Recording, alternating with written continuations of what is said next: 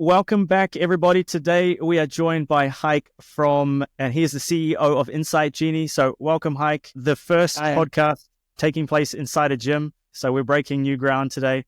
I love it.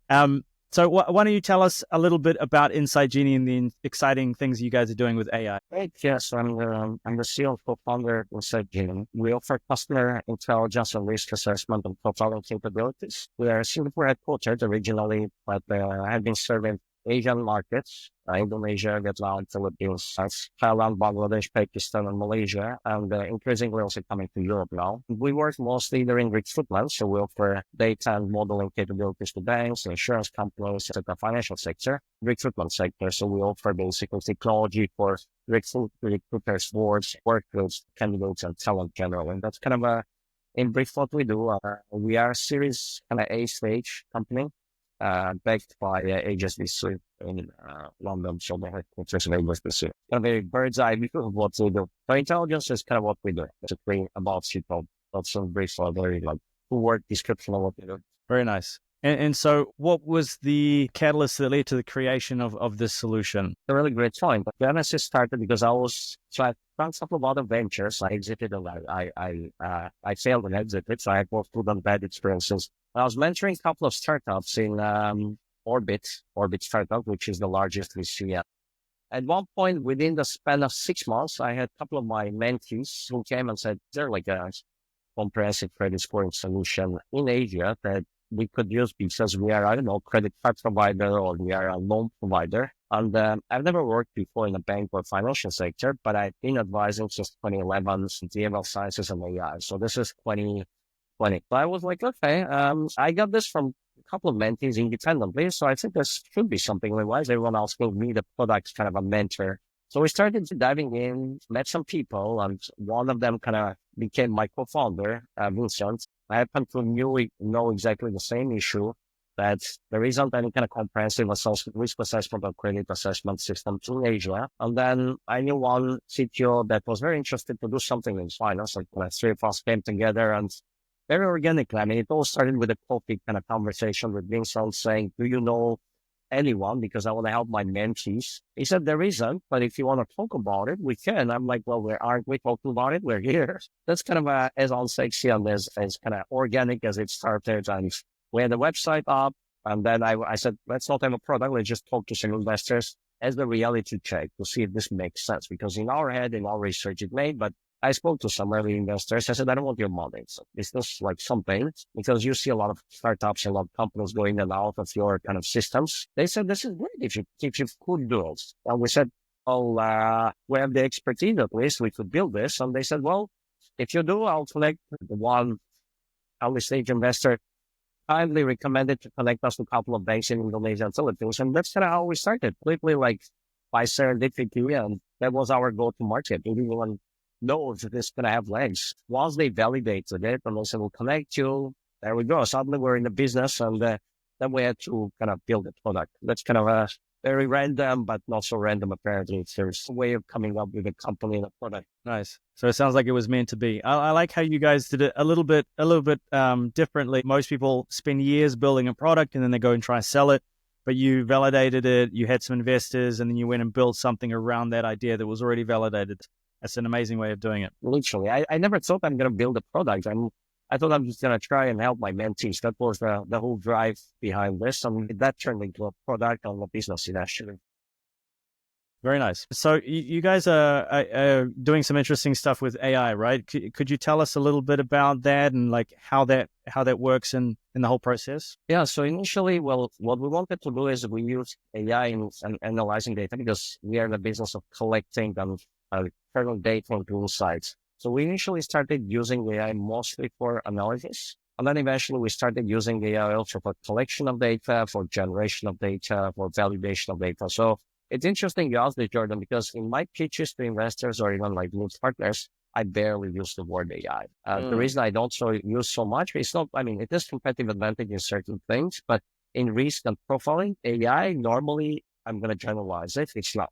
It's a hygiene factor. It's like saying you have a mobile application that uses a cloud. In 2007 and 2008, cloud was a new thing. Everyone said, "I have cloud."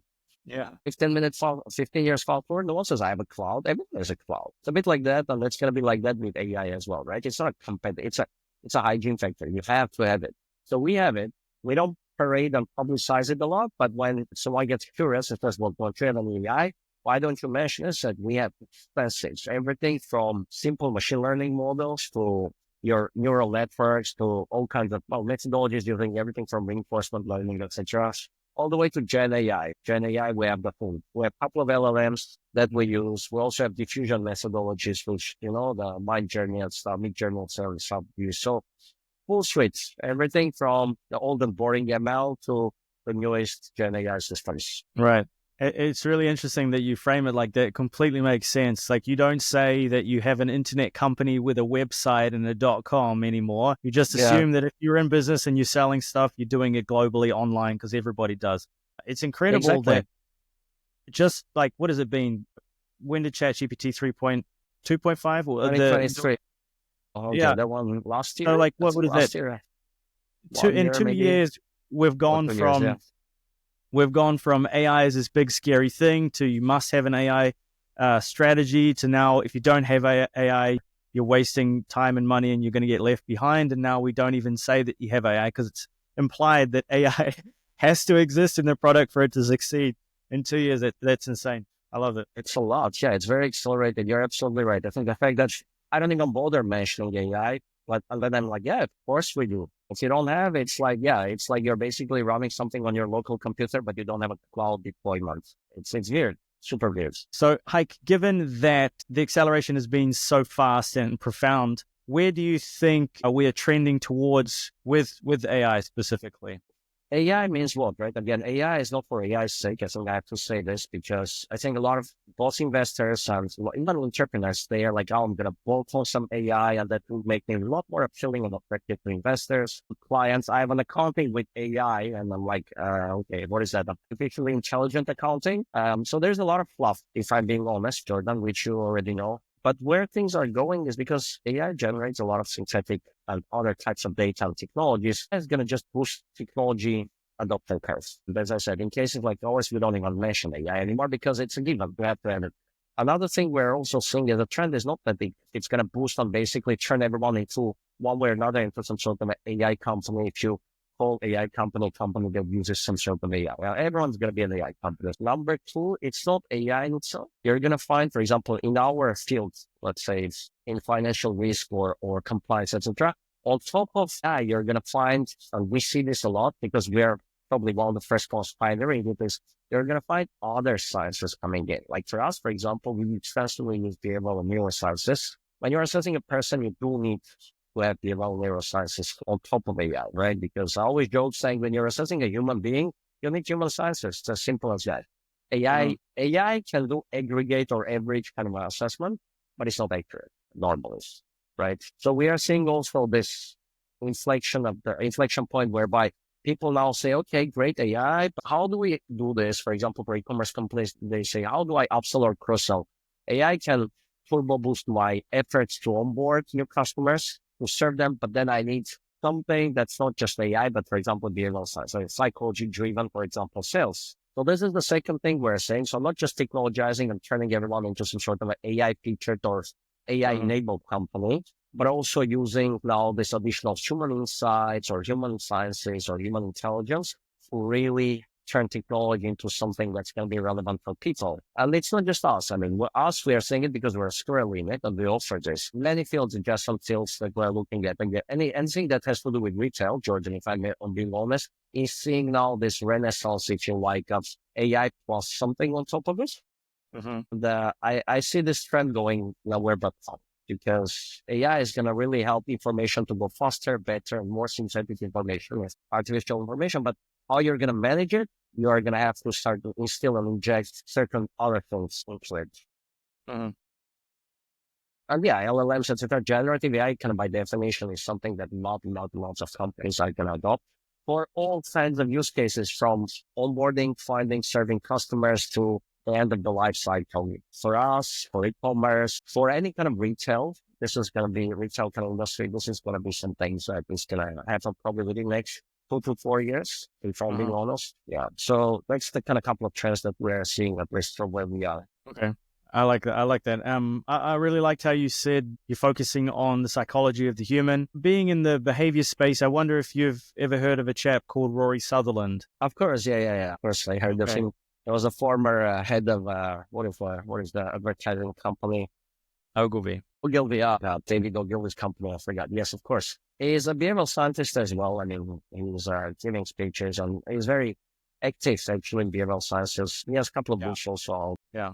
And anyone listening, highly recommend go check out Rory. But can you share any of the most surprising things that you've learned when you are analyzing the human and taking the behavior and finding these insights? You'll be surprised, Jordan. A lot of behavioral sciences are very counterintuitive. Like, for example, I'll give some example that listeners can go and Google themselves. Even things like endowment effect. If you study psychology, doesn't matter if it's evolutionary psychology or cognitive psychology, doesn't matter what it is. Things like endowment effect, laws of aversion, I think it's two things I can mention, which are connected, are as counterintuitive.